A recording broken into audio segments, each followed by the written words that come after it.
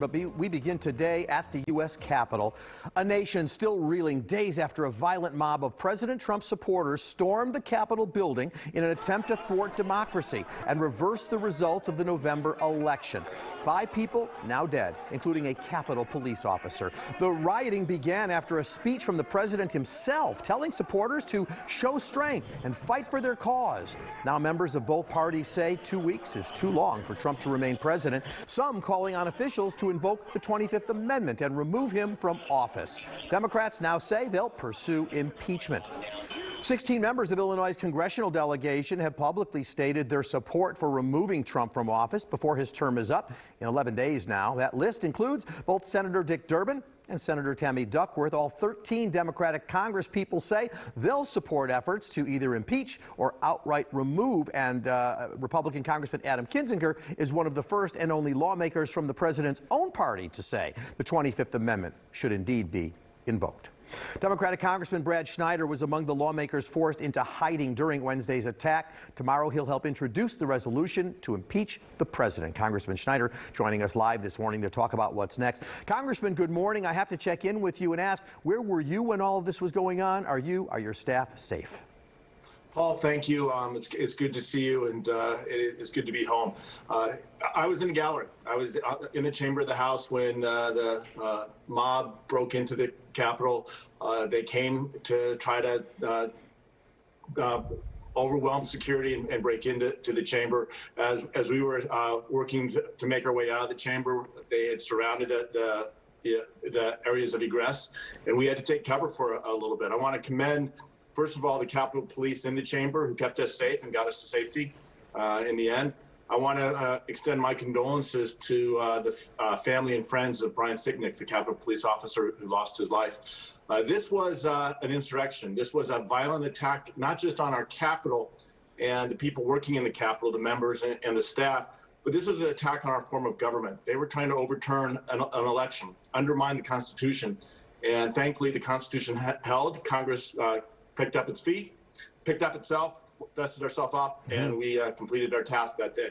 So which of the 3 options seems to have the most life to you? Resignation, the purpose there would be that a President Pence could pardon President Trump, but he doesn't seem to indicate he might want that. But the 25th Amendment, the cabinet takes him out, or impeachment, where somebody like Senator Joe Manchin said this morning he thinks he should be impeached, but then the Senate should not take up a trial. What do you think has the most possibility here? Well, I think what needs to happen more than anything else is this president cannot serve another day. He showed himself as unfit. He has shown that for a while.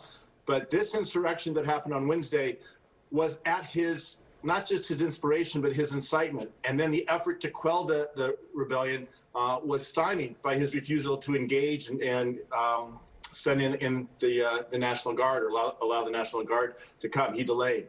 So he should not be president. The most expeditious solution would be for him to step down and let Mike Pence finish the rest of this term. We've already reached past the point. This will be the first time in our nation's history that we don't have a peaceful transfer of power, but we can have the final days of it be peaceful and move to heal our nation. If he doesn't step down, Mike Pence should invoke the 25th Amendment. I called for that on Wednesday. And short of that, the only other option is impeachment and removal by the Senate. But separately from that, this president has to be held to account for his fanning the flames, inciting the violence, and not taking actions to protect our government. So if impeachment is the route that happens, it does look the most likely right now. Mitch McConnell's already sent a memo around saying, hey, we're going to deal with this starting on January 19th. That means it's the Biden administration that has to deal with it. And there are many who think that President Biden is going to want to get moving with his agenda and his cabinet appointments. Nothing will ever happen. So what's the point? Well, I think we should all as a nation want to move on and get down to the business at hand. We need to beat back the pandemic, to work on helping our economy get to recovery. We lost 140,000 jobs last month. That means that in 2 different periods in 2020, we had a decline in job loss. That hasn't happened in a long time, and we should all be greatly concerned. But at the same time, President Trump has to be held to account. We cannot allow a president to incite an insurrection, to deny the legitimacy of an election, to try to undermine and overturn that election and basically undermine the Constitution. that can't go without consequence. So we have to hold the president to consequence. And that's impeachment is the beginning of that process. So as you know, the president's been permanently suspended from Twitter. That's his primary way of communicating with his supporters. Two questions. Number one, will that break the bond and lower his influence? And number two, might that give some Republicans a spine to stand up and vote for impeachment since the president can no longer tweet them out of office?